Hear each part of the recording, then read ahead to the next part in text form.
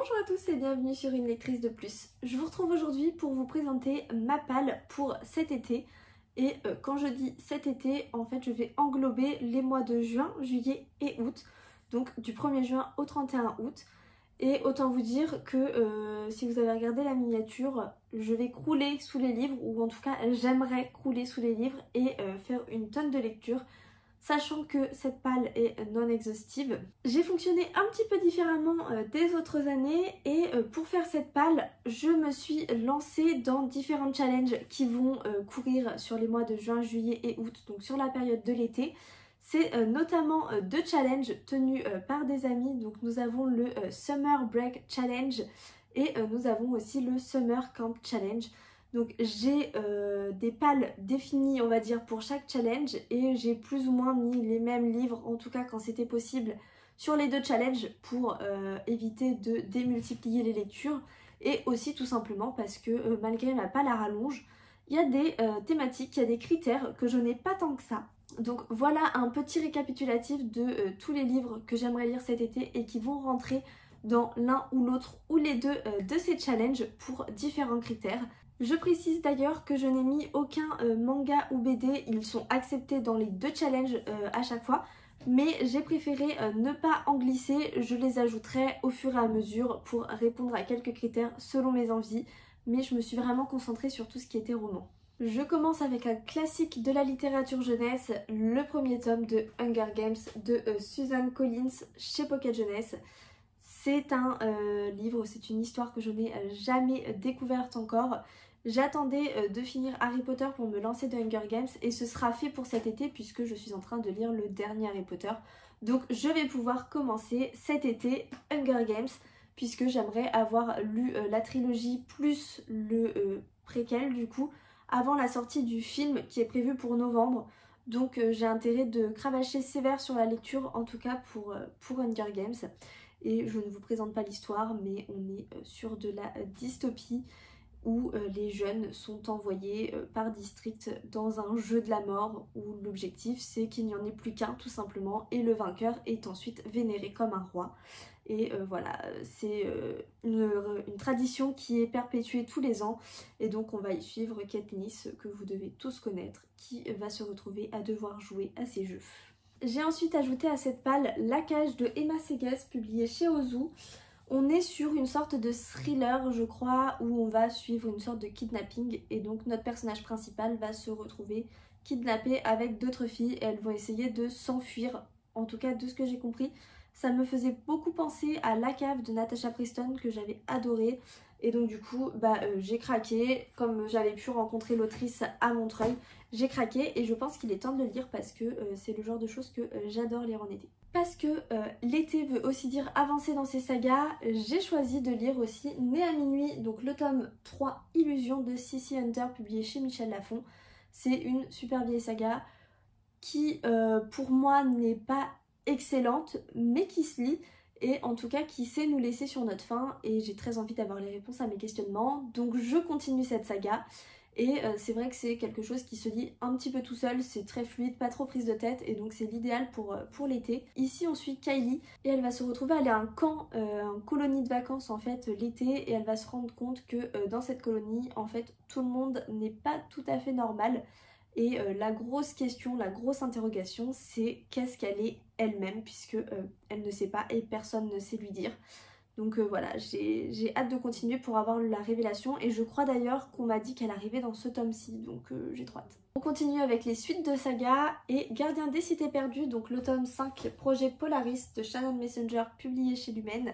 C'est une saga que j'ai adorée et pour autant à chaque fois que je termine un tome, j'ai très peur d'aller dans le suivant parce que déjà ils sont de plus en plus imposants même s'ils se lisent tout seuls et surtout parce que j'aime tellement que j'ai peur en me lançant dans celui d'après d'être déçue et du coup d'avoir cette image des premiers tomes qui soit erronée et en fait du coup ça me fait ça pour chaque tome. Donc j'avais lu le 1, je crois que j'ai mis plus d'1 an à lire le 2 et ensuite j'avais dû lire le 3 à la suite du 2 donc ça avait été et j'ai remis quasiment 1 an je crois à lire le 4 et je pense que ça va quasiment faire 1 an que j'ai lu le 4.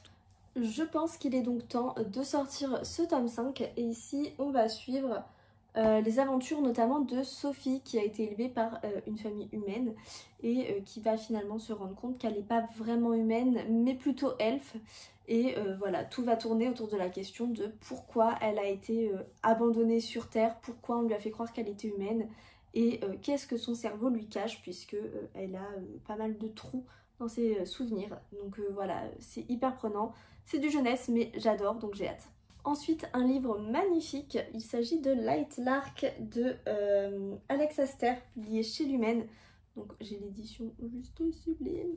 Ici, on serait un petit peu dans un remake de Hunger Games, de ce que j'ai compris, où chaque île ou chaque royaume, je ne sais pas trop, va envoyer, je crois que c'est tous les 100 ans, un de ces guerriers finalement sur une île qui surgit de nulle part et où ils vont se battre et où dès qu'il y aura un mort, en gros, la malédiction s'achève ou quelque chose comme ça. Ils ont des pouvoirs, des dons qu'ils peuvent utiliser selon leur tribu et tout ça. Enfin bref, ça avait l'air trop bien et puis l'objet livre est juste ouf, donc j'ai hâte de découvrir et de me faire mon idée. On passe sur une relecture qui me tarde de faire, c'est Terrienne de Jean-Claude Mourleva, publié chez Gallimard. C'est une lecture que j'ai faite au collège grâce à ma prof de français. En fait, ça faisait partie des propositions et j'avais été grave hypée, donc j'avais pris celui-ci et j'avais adoré. Mais du coup, on est sur une lecture qui remonte à il y a quasiment 10 ans, je dirais maintenant. Et j'ai des très bons souvenirs, je me souviens avoir adoré, mais je me souviens pas tant que ça de l'histoire et j'aimerais bien la redécouvrir aujourd'hui avec un nouvel œil. Et je pense que c'est le moment idéal pour le faire. En fait, depuis que j'ai trouvé le livre, j'ai très envie de le relire et je retarde à chaque fois. Mais cet été, c'est le moment de faire cette relecture. On va suivre un personnage qui part à la recherche de sa sœur qui a disparu un an plus tôt. Et en partant à cette recherche, si je me souviens bien, elle va basculer dans un univers parallèle, dans un nouveau monde. Et ce nouveau monde, il est construit de façon assez spéciale. Je me souviens que les personnages ne respirent pas, qu'il n'y a pas d'argent, c'est ce qui m'avait une des choses qui m'avait le plus interpellée. Ils n'ont pas cette notion d'argent comme on a en fait pour acheter des choses, etc. Et en fait j'aimerais bien du coup redécouvrir tout ça et voir avec quel œil je le lis aujourd'hui, maintenant que je suis un petit peu plus, on va dire, ancrée dans la vie que quand j'avais 12-13 ans. Donc voilà, très hâte de vous faire un retour. On part avec cette fois un tout petit livre, Queen Kong de Hélène Vignal, et c'est dans la collection L'Ardeur chez Thierry Magnier. C'est une toute petite collection qui est vraiment autour de la sexualité pour les adolescents. J'espère ne pas dire de bêtises, mais en tout cas c'est ce que j'ai compris. Et j'avais très envie de découvrir et j'avais trouvé celui-ci d'occasion. Comme vous vous doutez, dans beaucoup de challenges, on retrouve souvent les catégories classiques. Le plus petit livre de Tapal, le plus gros livre de Tapal, le plus vieux, etc. Et celui-ci est sans aucun doute le plus petit livre de Mapal. Il est très récent, mais du coup j'ai hâte de voir ce que ça donne au niveau de la collection et pourquoi pas en découvrir d'autres. Donc je n'en sais pas plus, je sais qu'on parle sexualité autour des ados, mais je me laisse la surprise et on découvrira ça. Complètement à l'opposé, cette fois-ci une brique avec La passeuse de mots, donc le premier tome de Alric et Jennifer Twice publié chez Hachette. Et on est vraiment sur une brique, il fait plus de 700 pages, sachant que on n'est clairement pas sur de la mise en page hyper aérée. C'est ce qui m'avait fait un peu peur à la sortie et qui a fait que je m'étais pas lancée parce que sinon tout le reste me tentait de fou. Et quand j'avais vu la mise en page, je m'étais dit c'est pas possible, il y en a trop, je n'arriverai jamais à lire ça. Juste psychologiquement, hein, parce que je peux lire ça complètement, mais voilà. Et en fait les retours sont tellement bons que j'ai craqué parce que j'ai trop envie de découvrir. Du coup il y a vraiment de trop bons avis partout. Et je me dis que cet été, ça peut être le moyen de le faire, sachant que j'ai vu qu'il y avait des lectures communes qui s'organisaient, je crois, autour du mois de juin ou du mois de juillet, je ne sais plus, l'un ou l'autre. Mais j'ai vu qu'il y avait des lectures communes qui se préparaient. Et j'avoue que pour ce genre de prix, j'aime bien me lancer en lecture commune, même si je ne suis pas. Au moins ça me motive et du coup je commence et quand je commence je finis toujours. Ici j'en sais pas beaucoup, je sais juste que tout ce qui est mots, tout ce qui est lecture, tout ce qui est livre, etc. il y a une sorte de magie qui est liée à ça et qu'on va avoir des personnages un peu différents qui vont finir par se rencontrer je crois et suivre une quête ensemble ou quelque chose comme ça. Je dis peut-être n'importe quoi mais c'est en tout cas ce que j'ai compris des avis etc. que j'ai vu et que j'ai lu. Donc on verra bien, mais dans tous les cas, tout le monde me dit que je ne peux pas ne pas le lire. Donc voilà. Il semblerait que cet été ce soit l'été des classiques puisque j'ai également dans ma palle Percy Jackson, le tome 1, donc Le voleur de foudre, de Rick Riordan, publié chez Albin Michel. C'est une lecture que j'ai très envie de faire depuis longtemps puisque tout le monde fait des super bons retours sur Percy Jackson. Et moi qui aime les films, ne me crachez pas dessus, je sais que les films ne sont pas fous comparés aux livres, mais en tout cas j'aime déjà plutôt bien les livres, les films, donc du coup je me dis que je devrais adorer les livres et j'ai une collègue au travail qui vient de se refaire toute la saga qui m'a juste donné trop envie et comme par hasard je suis tombée sur le début de la saga en occasion. J'ai pas pu m'empêcher de craquer donc me voilà avec le premier tome dans la palle. Et ici on va suivre Percy donc qui est un demi-dieu, qui est le fils de Poséidon et qui va du coup découvrir sa nature de demi-dieu et qui va être confronté à une quête en rapport avec la foudre de Zeus. Si vous avez vu le film, vous savez un petit peu, je pense que sur l'idée globale, on est pareil, même si les détails changent. Voilà, j'ai hâte de découvrir. Un jeunesse cette fois-ci avec La Dragonne et le Drôle de Damien Galisson, et c'est publié dans la collection Exprime de chez Sarbacane. C'est un livre que j'ai trouvé en boîte à livres, qui j'ai trouvé trop beau et que voilà, je savais pas trop quoi m'attendre. Mais depuis j'ai vu de super bons retours, donc il m'a grave donné envie. Et c'est vrai que pour alterner avec tous ces gros pavés, une petite lecture jeunesse, ça fait jamais de mal. Et ici, de ce que j'ai compris, on va suivre une sorte d'amitié qui va se créer entre une dragonne et un humain, un jeune garçon, si je me trompe pas. Encore une fois, je ne suis pas certaine puisque des fois les résumés sont un peu flous. Mais ce qui est sûr, c'est que voilà, le côté dragon, j'ai quasiment jamais lu, je crois.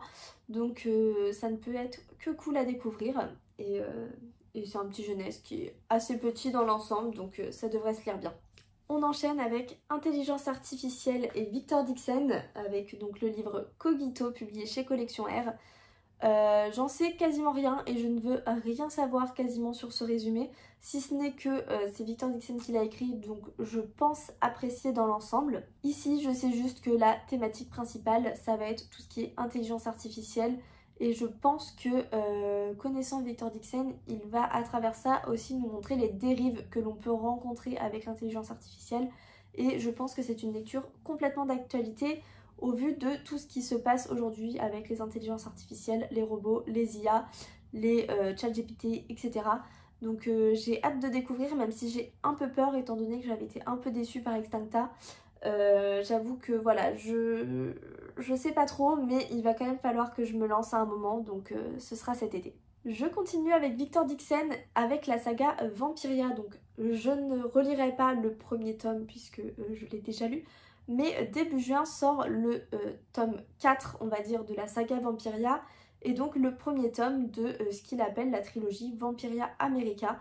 Donc on change de personnage principal, mais on repart sur un personnage connu de la première trilogie. Et j'ai juste hyper envie de le lire. De toute façon, à la sortie, j'irai l'acheter et je le lirai quasiment dans la foulée, c'est certain. C'est pour moi une valeur sûre, Vampiria de Victor Dixon. C'est avec ça, je crois, que j'ai commencé à découvrir Victor Dixon.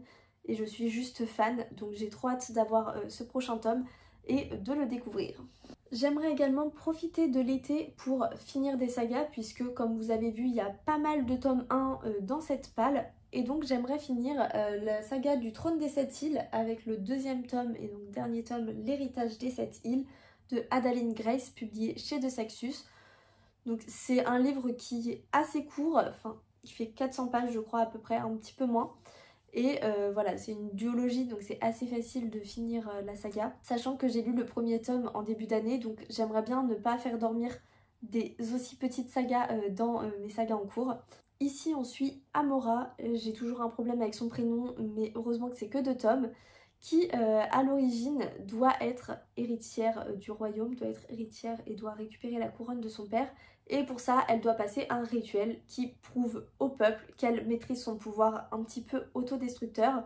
Et voilà, il y a tout un rituel à réaliser qui doit leur montrer qu'elle sait contenir la chose et qu'elle peut veiller sur eux.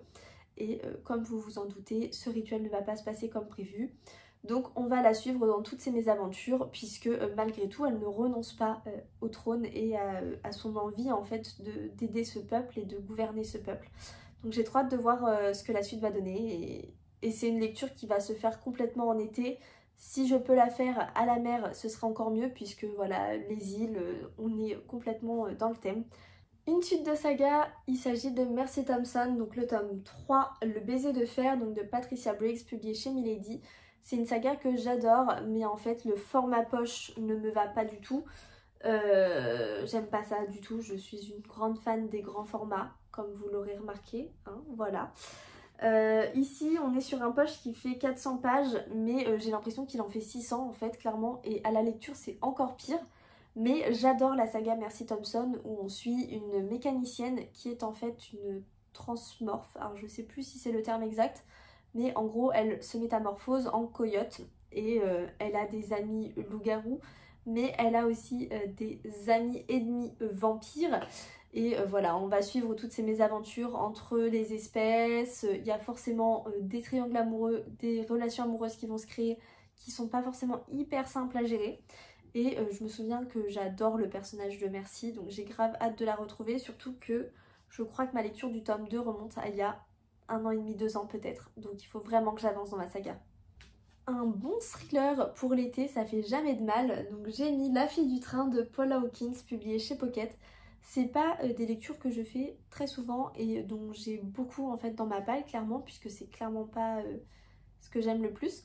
Mais j'avoue que en été, j'aime bien lire un ou deux thrillers. Et donc j'avais récupéré La fille du train en occasion. Et je sais que c'est un livre qui avait fait beaucoup parler et que tout le monde avait adoré. Et donc je pense qu'il est temps de le sortir et de le découvrir. Ici on va suivre une femme qui a sa petite routine, prend toujours le même train pour aller au travail, s'assoit toujours au même endroit, etc. Et donc en prenant ce train, elle passe toujours devant le même paysage, puisque jusque-là c'est plutôt normal. Et il y a donc dans ce paysage une petite maisonnette avec un couple qu'elle voit par la fenêtre tous les jours en passant par là. Et le jour où elle va se rendre compte que c'est pas tout à fait les mêmes personnes qu'elle voit dans la maison, elle va commencer à s'inquiéter parce que bah, finalement elle s'est un peu attachée à ces gens. Et de là, elle va se rendre compte que visiblement il y a quelque chose de pas clair. La femme aurait disparu, l'homme n'est pas le bon homme. Voilà, j'en sais pas plus, mais il semblerait que tout ça parte de là et qu'il y ait une bonne enquête qui démarre de là. Donc j'ai hâte d'en savoir plus. Enfin, comment ne pas passer l'été sans une petite lecture VO? J'ai donc décidé de lire Solitaire de Alice Oseman. Alors celui-ci est publié chez HarperCollins, donc livre en anglais. Ça fait 2 ou 3 ans maintenant je crois que tous les étés je lis un livre en anglais. Ce qui n'est pas toujours le plus facile, mais pour l'instant je tiens jusque là. J'aimerais dans l'idéal lire plus de livres anglais, en lire plus tout au long de l'année, mais c'est vrai que c'est des lectures que je fais de façon assez lente, assez saccadée on va dire. C'est beaucoup moins fluide qu'une lecture en français, forcément, puisque je ne maîtrise pas l'anglais à 100%.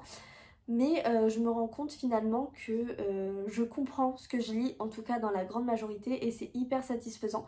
Donc j'ai envie de continuer et malgré le fait que je ne m'entraîne plus trop à parler anglais, ça me permet de maintenir, on va dire, mon niveau entre guillemets, et c'est hyper intéressant. J'ai décidé de continuer mes lectures en anglais avec du Alice Oseman puisqu'il paraît qu'ils sont hyper simples à comprendre et hyper bien faits justement pour quand on débute, on va dire, la lecture en anglais. J'avoue que je me verrais pas me lancer sur des grosses fantaisies comme je vous ai présenté en français, je comprendrais absolument rien. Donc d'habitude je dis plutôt du très jeunesse, mais on va se tenter avec ça cette année. Je sais qu'en plus Alice Oseman, elle profite toujours de ses romans et de ses livres en général pour parler de thématiques hyper importantes. Je sais plus exactement laquelle est ciblée dans Solitaire, mais de ce que j'ai compris, on va suivre des groupes, un groupe d'amis qui n'ont pas forcément les mêmes priorités et voilà, il va y avoir tout ce questionnement autour de qui a envie de faire quoi, etc. Si j'ai bien tout compris. Mais dans tous les cas, j'ai hâte de découvrir Alice Oseman à travers autre chose que Heartstopper déjà et de découvrir sa plume en version originale. Et voilà, j'ai fait le tour de ma palle pour cet été. Ça fait déjà beaucoup de livres, je crois que j'ai compté que je suis à 16 livres. Mais en vrai c'est faisable, ça fait 4 romans par mois, ce qui n'est pas non plus complètement fou. Donc voilà, déjà si je réussis à lire ne serait-ce que la moitié de ces livres-là, je serais hyper contente. Parce qu'on sait tous très bien que entre ce que je mets et ce que je vais lire, il y aura une grosse différence en termes de quantité, mais surtout en termes de titres, puisque je vais sûrement lire d'autres livres que ceux présentés, et du coup je vais forcément en délaisser certains, même si j'avoue que là, tous me font envie. Ce qui me fait un petit peu plus peur, c'est qu'il y a quand même des gros pavés dans l'ensemble. La passeuse de mots, je vois c'est 700 pages. Light Lark, je crois qu'il en fait 600 aussi. Il y a pas mal de 400 pages qui se bougent aussi. Je crois que le Victor Dixon c'est pareil, ça doit être 500 ou 600 pages. Donc mine de rien, ça fait pas mal de lectures, sachant que je vais être très occupée au travail sur cette période. Donc on verra bien ce que je réussis à lire. De toute façon, vous aurez les détails dans les bilans tous les mois comme je fais déjà actuellement. Dites-moi en commentaire si pour cet été, vous vous préparez une palle. Et si vous en faites une, dites-moi quel livre vous mettez dedans. Si vous participez à des challenges comme moi, et dites-moi quel challenge précisément vous participez, ce serait trop cool parce que je vais sûrement en découvrir. Et dites-moi aussi si vous avez lu certains des livres que j'ai présentés. Je pense que oui, parce qu'il y a quand même du gros classique dans la sélection. Mais dites-moi si vous les avez lus et ce que vous en avez pensé, pour savoir par lesquels je commence et lesquels je mets en priorité, que je dois absolument lire cet été. Si vous n'êtes pas encore abonné, je vous invite à le faire et à liker la vidéo parce que ça m'encourage de fou et ça me permet de savoir que vous aimez ce que je fais. Et moi je vous dis à bientôt dans une nouvelle vidéo.